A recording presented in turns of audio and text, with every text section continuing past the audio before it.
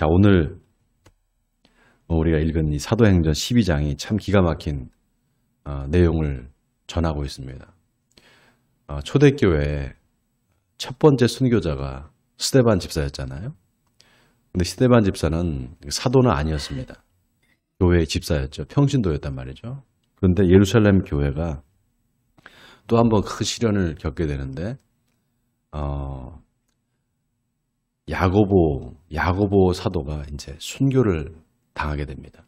여러분, 야고보와 요한, 이 예수님의 사랑하는 제자 요한복음을 기록한 그 요한의 바로 형이 야고보거든요. 근데 그 야고보가 순교를 당하는데 그 헤롯 왕이 야고보를 이제 잡아서 죽여버립니다. 근데 그거를 유대인들이 보고 기뻐하는 걸 보고 이제 잘 됐다. 이참에 아주 그냥 제자들, 사도들을 다 죽여야 되겠다 하고 베드로를 잡습니다. 베드로가 수제자잖아요. 베드로를 잡아서 옥에 가둬놔요. 그래서 이제 6월절 후에 백성들 앞에서 이제 공개 재판을 해서 예수님처럼 그렇게 죽일 생각을 했던 거죠. 그런데 그날 밤에 주의 사자가 나타나서 그 베드로를 이제 꺼내줍니다. 놀라운 그 일이 일어나요. 착고를 채워서 이제 그 옥에서 거기서 이제 다음 날이면 이제 죽을 판이죠. 근데 그날 밤에 천사가 나타나서 베드로한테 옷을 입어라, 일어나라. 그래서 나오라 이렇게 말합니다. 따라오라고. 베드로가 꿈인지 생신지 모르게 그 천사를 따라가는데 그 옥에서 이제 나오게 된 거예요. 여러분, 이 옥이 어디 있는가 하면은 예루살렘 성전 안에 있습니다. 예루살렘 성전에 북서쪽에 탑이 있어요. 안토니오라는 탑이 있습니다. 그 탑이 옥으로 이제 감옥으로 사용했어요. 거기서 이제 나오려면은 몇 개의 관문을 지나서 이제 나와야 된단 말이죠. 근데 몇 개의 관문을 지날 때까지 이 베드로가 꿈인지 생신지 하고 몰랐다가 정말 이제 깨보니까 나와 있는 거예요. 이미 자기가. 너무 놀랍지 않습니까? 오늘 11절에 보세요. 이에 베드로가 정신이 들어 이르되 내가 이제야 참으로 주께서 그의 천사를 보내어 나를 헤롯의 손과 유대 백성의 모든 기세에서 벗어나게 하신 줄을 알겠노라 이렇게 말합니다. 그리고는 어디로 가는가 하면 마가의 다락방으로 갑니다. 자, 여기 보면 12절에 마가라 하는 요한의 어머니 마리아의 집에 가니 그랬잖아요. 네, 마가가 살았던 그 집, 마가의 다락방이 여러분 아시다시피 성령이 임한 곳이잖아요. 그 마가의 다락방이 바로 초대교회입니다. 바로 예루살렘 교회예요. 여기가.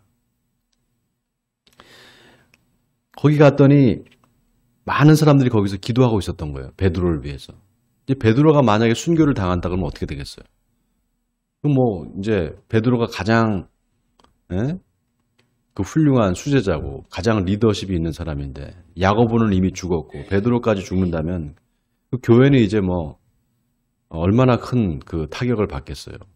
그러니까 열심히 기도한 겁니다. 베드로를 꺼내달라고.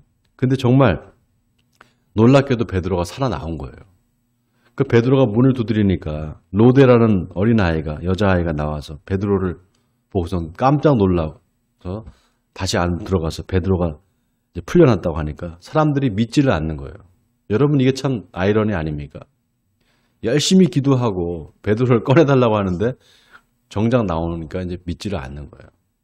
그러면서 뭐라고 합니까? 천사구나. 천사가 왔구나. 여기서 그 초대교회의 믿음이 우리와 조금 달랐다는 걸 알 수 있습니다. 초대교회 사람들의 그 믿음은 천사가 있어서 어떤 한 사람이 있으면 그 사람을 지키는 수호 천사가 있어서 그 사람을 대신해서 그를 도와주기도 하고 그 사람처럼 현현에서 나타나기도 한다 이렇게 믿었습니다. 그러니까 천사 신앙이 있었던 거죠. 자, 그런데 베드로가 실제로 이제 나타난 거예요. 그래서 이제 그 모든 사람들이 그 베드로를 보면서 깜짝 놀라서 하나님께 이제 영광을 돌리게 됩니다. 자, 오늘 이 이야기가 여러분 참 그 신비한 이야기잖아요. 우리가 일반적으로 이런 놀라운 이야기를 이렇게 읽을 때 마음에 그런 마음이 듭니다. 이거 정말 사실일까? 이게 정말 이런 일이 있을 수 있을까? 다름 아닌 그 옥에 갇혀 있는데 그것도 막 겹겹이 사람들이 그 간수들이 지키고 있는 거기에서 어떻게 그렇게 호련히 나타나서 천사가 여기 나타나는 내용이나 이런 얘기 읽어보면 마치 뭐 판타지 드라마를 보는 것 같은 그런 느낌이잖아요. 여러분 어떻게 생각하세요? 이게 정말 믿을 수 있는 이야기일까? 이거 정말 가짜로 지어낸 얘기가 아닌가? 이런 생각이 혹시 들지 않습니까? 여러분 우리 이 믿음이라는 게 이 기독교가 뭘 믿는다고 하는 것이 두 가지 입장이 있어요. 초대 교부였던 안셀무스라는 사람이 있습니다. 안셀무스. 이 유명한 교부예요. 이 안셀무스가 뭐라고 말했는가 하면은 신앙이라는 것은 이해를 추구한다 이렇게 말했습니다. 신앙이라는 걸 이해를 추구한다. 이 말은 다시 말하면 이해할 수 없는 것은 믿을 수 없다 이 말입니다. 이해를 해야 된다는 거예요. 내가 이해할 수 없는데 어떻게 믿겠냐는 거죠. 네, 정반대의 입장에 또 한 사람의 교부가 있습니다. 바로 터툴리아누스라는 교부가 있는데 이 사람은 완전 반대 얘기를 했어요. 내가 이해할 수 없기 때문에 믿는 거다. 완전히 반대의 말이에요. 근데 신앙이라는 것을 가만히 생각해보면 이 두 가지 입장이 다 같이 있습니다. 여러분 그렇지 않습니까? 도저히 이걸 이해할 수가 없는데 무조건 믿어라. 이거 잘 안 되잖아요. 내가 이해를 할 수 있어야지만 믿어지지 않겠어요? 그런데 또 생각해 보면은요. 우리가 다 알고 있는 거를 믿을 이유는 없잖아요. 예를 들면 포도나무에서 포도가 열릴 거를 내가 믿는다. 이렇게 말하는 사람이 없잖아요. 포도나무엔 포도가 열리는 게 당연하니까. 이렇게 두 가지 입장을 우리가 한번 생각해 볼 필요가 있어요. 어떤 것이 정말 진정한 신앙인가? 어떤 것이 좋은 신앙인가? 참된 신앙인가? 여러분 어때요? 두 개가 다 있어야 됩니다. 두 개가 다 있다는 것은 두 개를 다 역설적으로 통합할 수 있어야 돼요. 예를 들면 흑이냐 백이냐 흑백 논리로 이걸 생각하면 안 돼요. 내가 이해할 수 없기 때문에 믿는다라는 사람, 그런 사람들 열정적인 신앙이 있죠. 그죠? 믿을 수 없는 거지만 나는 그래서 믿는다 이런 사람이 있습니다.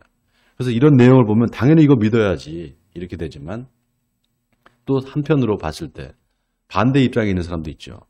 내가 이거 도저히 난 믿어지지가 않는데 그럼 믿어지지 않는 걸 어떻게 내가 믿을 수 있나 이런 입장일 수 있잖아요. 그러면 그 믿을 수 없다는 사람을 저 사람 이상한 사람이다. 믿음이 없는 사람이다. 이렇게 말할 수 없는 게요. 그렇게 믿을 수 없다고 말하는 사람 입장에서 봤을 때 이 성경의 내용이 뭘까? 그 사람한테 큰 도전일 겁니다. 이거 내가 어떻게 믿을 수 있지? 그런데 여러분 그런 이성적인 믿음이 또 필요할 때가 있어요. 그리고 이성적이고 논리적인 그렇게 따지기 좋아하는 사람들 있잖아요. 그런 사람들이 또 해내는 일들이 있습니다. 그게 뭐냐면 성경을 연구해요. 그 성경을 연구해서 그 성경의 내용을 어떻게든지 이거를 이해시키기 위해서 자꾸 연구를 하는 사람들, 그런 사람들이 또 성경 학자들이 많습니다. 그러니까 이 두 가지 입장을 다 취하는 것이 올바른 신앙일 수 있습니다. 그러니까 어떤 거는 믿을 수 없는 부분이 있잖아요. 이거 뭐 오병이어의 기적, 이거 과학적이고 이성적으로 봤을 때 이거 어떻게 믿겠어요?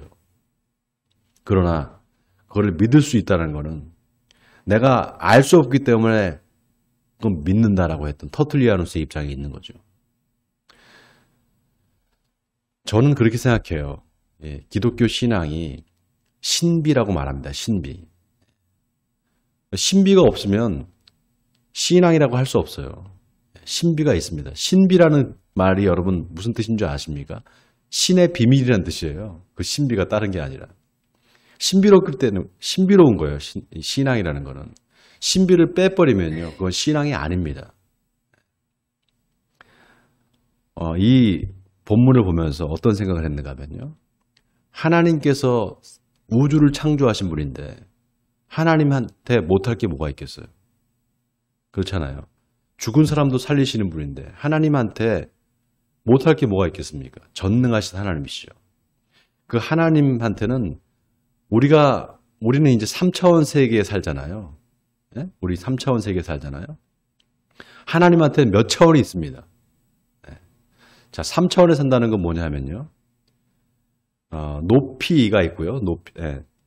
가로, 세로, 이게 높이가 있잖아요. 가로, 세로 하면 그건 평면이잖아요. 그건 2차원입니다. 2차원. 높이까지 하면 그게 3차원이 되거든요. 근데 벌레들을 보세요. 여러분, 땅에 기어다니는 벌레들은 땅에 바짝 붙어 있기 때문에 높이가 없잖아요. 벌레들한테는 그냥 세상이 2차원 세상이에요. 근데 우리 인간들은 이렇게 서 있잖아요. 높이가 있단 말이죠. 볼 수 있는 관점이 있는 거예요. 3차원이란 말이죠. 하나님한테 몇 차원이 있을까요? 하늘에는 7층 천이 있다고 그랬어요. 사도 바울은 3층 천이 있다고 그랬습니다. 유대인들은 7층 천까지 있다고 그랬어요. 하늘이 7개의 하늘이 있다는 거예요. 그만큼 차원이 높다라는 겁니다. 차원이 많다라는 거죠. 과학이 신앙을 증명해 달라고 해요.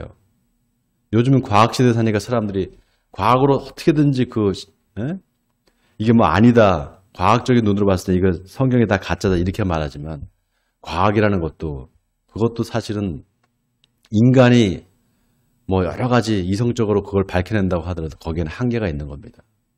그러니까 신앙은 하나님의 신비를 믿는 거 그게 신앙입니다. 그런 면에서 터툴리아누스가 이해할 수 없기 때문에 믿는다. 이 말이 오늘 이 시대에 꼭 필요한 말이 아닐까 생각합니다. 그런 신앙의 관점을 가지고 하나님께서는 무엇이든지 할 수 있다. 내 기도를 들어주시고 어떤 일이라도 하나님께 기도하면 그 기도를 들어주신다는 그 믿음을 가지고 여러분 오늘 하루도 승리하시는 하루가 되길 바랍니다. 하나님 앞에 내가 무엇이든지 기도하면 하나님께서 그 기도를 들어주시고 응답해 준다는 사실을 믿고 기도하시는 여러분 되시길 바랍니다.